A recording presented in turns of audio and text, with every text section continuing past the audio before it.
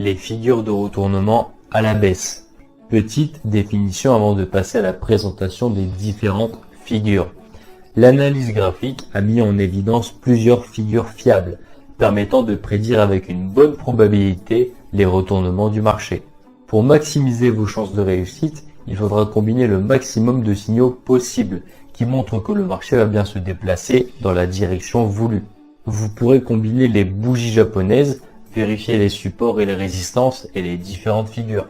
Première figure de retournement à la baisse, le double top. Le double top est une figure ayant la forme d'un M. Le cours du marché effectue successivement deux sommets approximativement au même niveau, généralement situés proches d'une résistance. Cette figure marque la volonté des investisseurs à ne pas laisser le cours atteindre un niveau plus haut et leur volonté de faire retourner la tendance en cours. En bref, le double top apparaît comme deux sommets sur notre graphique. Pas forcément de la même taille, un sommet peut être plus grand qu'un autre, cela n'a pas vraiment d'importance. Mais plus la figure sera fidèle et plus elle sera à prendre en compte. La zone inférieure au double top est appelée la ligne de coup. C'est sur cette ligne que le double top se crée.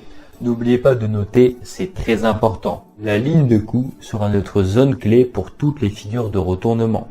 Je vous rappelle que la ligne de coup est similaire à un support, vu que le prix a rebondi plusieurs fois sur cette zone. Donc, attendre une cassure de la ligne de coup est obligatoire. Deux cas différents pour se positionner à la vente lors de la cassure de la ligne de coup.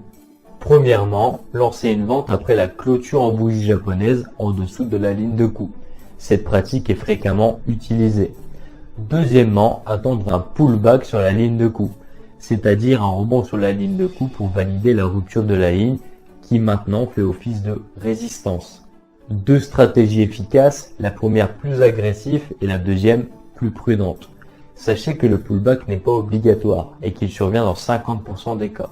Donc, soit attendre un pullback, si le pullback ne se produit pas et que le prix est déjà bien chuté, alors passez à autre chose.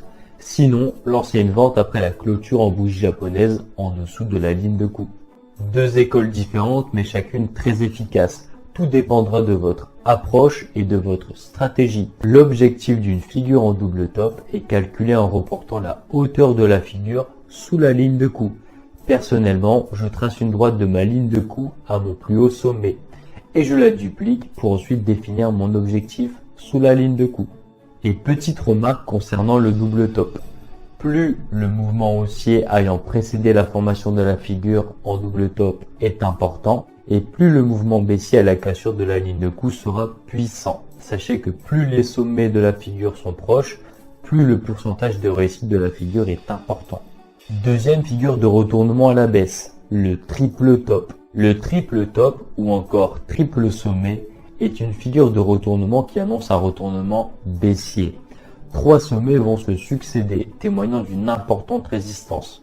La ligne de coup de la figure sera formée par le plus bas des trois pics baissiers. La règle du double top est la même que pour le triple top. Les sommets doivent être schématisés par des tailles similaires, mais il peut arriver que le premier sommet soit plus haut que les deux suivants. Alors cette configuration viendra renforcer la validité de la figure, puisqu'elle traduit d'un essoufflement des acheteurs. C'est pour ça que notre stop loss doit être placé avec assez de marge sur le double top, par précaution qu'un troisième sommet se forme.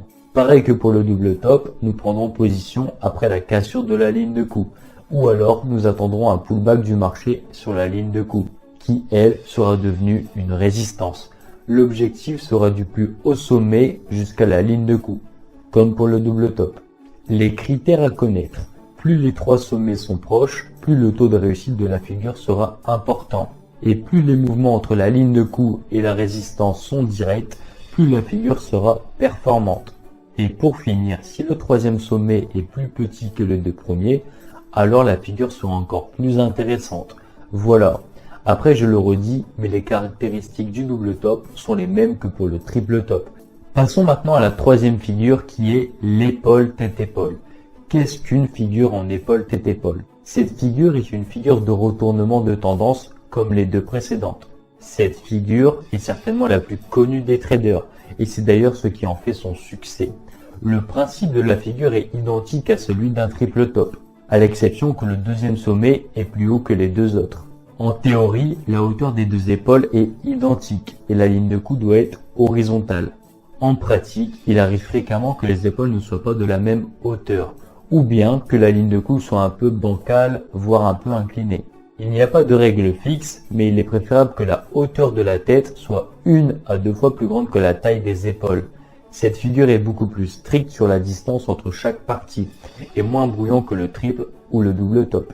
Et de même que pour les autres figures, l'épaule tête-épaule est complètement validée à la cassure de sa ligne de cou. Et l'objectif sera défini entre la distance de la ligne de cou et la tête de la figure.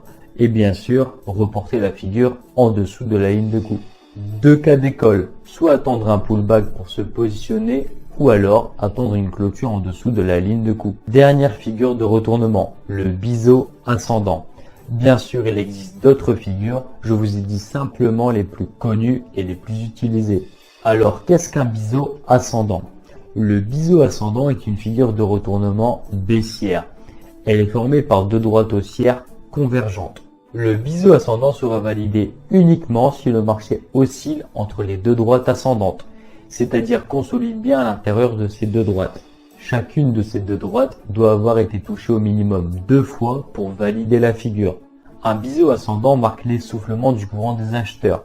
La convergence de ces deux droites dans le même sens nous informe que les cours continuent à augmenter avec des mouvements d'amplitude de moins en moins hauts. Généralement, pour se positionner, on attend un fort volume venant des vendeurs. C'est-à-dire que plus les bougies baissières seront importantes et claires, et plus la figure sera validée. Et plus les droites qui forment le biseau seront inclinées vers le haut, et plus la chute à la sortie sera importante. L'objectif de cette figure sera déterminé par le point le plus bas ayant entraîné la formation du biseau, c'est-à-dire ici.